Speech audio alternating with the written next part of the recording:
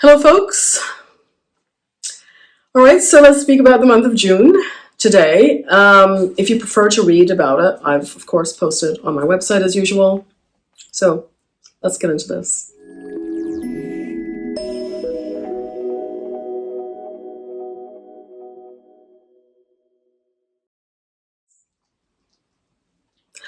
Now, what is happening in June? June is actually an excellent month for making big leaps.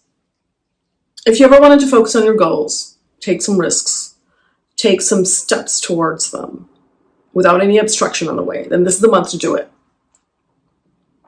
In fact, the first day of the month, Mars starts its movement into its own sign of Aries, and it will stay there till July the 13th. This movement is excellent for the fire signs. Mars here could bring gains in investments or property as it aspects Cancer and Scorpio. In fact, all planets aspect Scorpio in the beginning of the month. All of them. In fact, I've done a video on this, and we have a lot of focus on Scorpio anyway until March of next year. So have a look at that video. I speak in greater detail about it. It's a good time to make long-term investments, make some momentous change in your life in some area. And if you don't do it willingly, it will happen for you, right? Because that's what Scorpio energy is. The sort of change where you're completely a new person, new life, new partner, new job, new place. Scorpio being so activated, and Mars in Aries will give you the courage to take that big leap of faith. It's also an excellent time to learn occult, Jyotish, such subjects with the triple activation of Scorpio going on till next March 2025. Profound changes are in store for many people. Mars transit here, back to the Mars transit, which starts June 1st till July 13th. So Mars transit here will make it an action-packed few weeks, like six-ish weeks. And with Saturn's Saturn's aspect on Mars in Aries, it can help you take calculated risks, right? They're both in very dignified positions. You'll feel renewed, regenerized, transformed this month, and can have some life-changing moments as well. We are experiencing Venus combustion till the third week of June. I've made a separate video on this as well, so I'll link that. And we have a saturation of planets in Taurus to see where that Taurus Scorpio angle is in chart, because there's going to be a lot of activity there. Some quite positive, and some can be surprising, right? There'll be a lot of emphasis on making money, finding new ways of making money, investing money. There'll be a lot of focus on what foods are healthy to eat and what are harmful. So this is actually a good time to look at that in your life. With Ketu and Virgo, this is also supporting that, make assessments on the food that you eat and habits that you have. I'll give you an example. I'm actually going through Venus Bhukti at this time, and I have Venus sitting in Rohini in Taurus, and I love sweets. It's definitely a weakness for me, and I don't know if I can. I don't know if I can live without sugar, actually. But recently I thought about going without it, and I was researching the effects of a no sugar diet, and so I've decided to do a small little 2-week challenge. So let's see how it goes. I'll do that after my travel. So 2 weeks without sugar actually seems impossible for someone who has sweets every single day, which I do. And it's very easy to do that every single day living in Portugal. Right? But I'm going to give it a go. Many people will also be keen on changing what they eat, how they save money, how they make money, how they invest money. Yeah, it's a good month for rearranging your family business. Spending time with family is excellent at this time. Buying things to beautify your home is also fantastic. So it's a month where material gains are featured for people. Yeah. So after that fantastic Mars movement, which is a relief for many people, the second event of the month is a new moon cycle.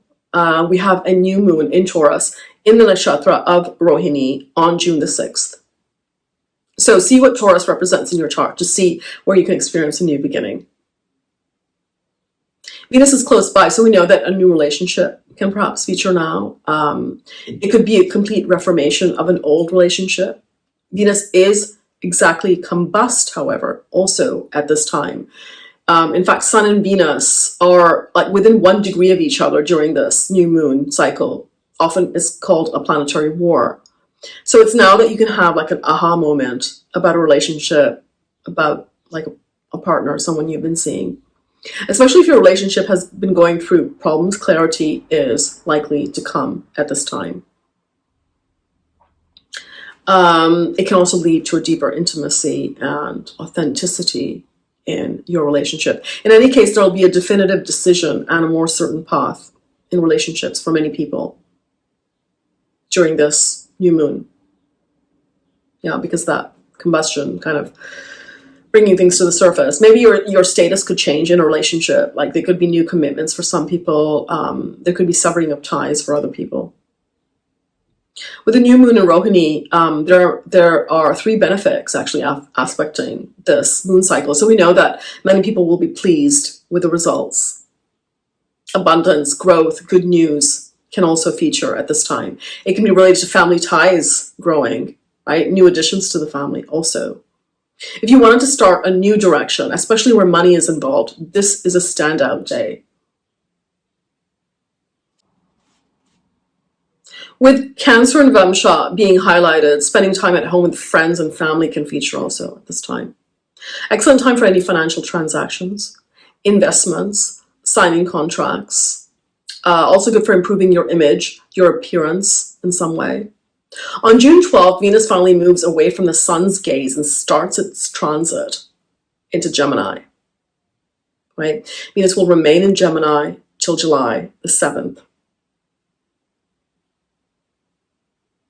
Venus is actually well placed in Gemini. This time it's making a birth and yoga with Mercury in Taurus, though it only lasts for a couple of days till June 14th. Both Mercury and Sun are going to follow Venus into Gemini. It's a great time to connect with others, network circles, socializing. Sun has moved into Gemini now too, and it's going to transit there from June the 14th till July the 16th. The Venus combustion, however, is wearing off now, right? And it's starting to fade. Like it's going to really like fade quite a bit after June the 21st. This is another good transit for the Sun, however, because it's only getting the aspect of 2 benefics, similar to its transit in Taurus. So with Mercury also in Gemini from June the 14th till the 29th, it's a good phase for networking, connecting, socializing, having fun with friends and peers. On June the 22nd, we have a full moon cycle in Sagittarius in Mula Nakshatra. This moon gets aspected by Venus and by Mercury. Again, there's a focus on relationship, socializing, connecting with others, having fun, exploring, traveling. All of that can feature at this time. Both moon cycles get aspected by benefics and don't receive any malefic influence. Right? Sun is also in good shape all month. For half of the month, the slow-moving planets are operating alone, which is good. Final transit will be Mercury moving into Cancer at the end of the month on June the 29th to stay until July the 20th. So this we'll discuss more next month, right? Because it doesn't happen until the 29th. All in all, June is a great month, a very enjoyable month. And actually July I've looked at as well. It's going to be another great month with the moon cycles completely like free of obstructions of any malefic aspects. Both June and July contains good solid moon cycles. Yeah. So make the most of these 2 months. Yeah. That's all for now. Take care, folks. All the best. Cheers.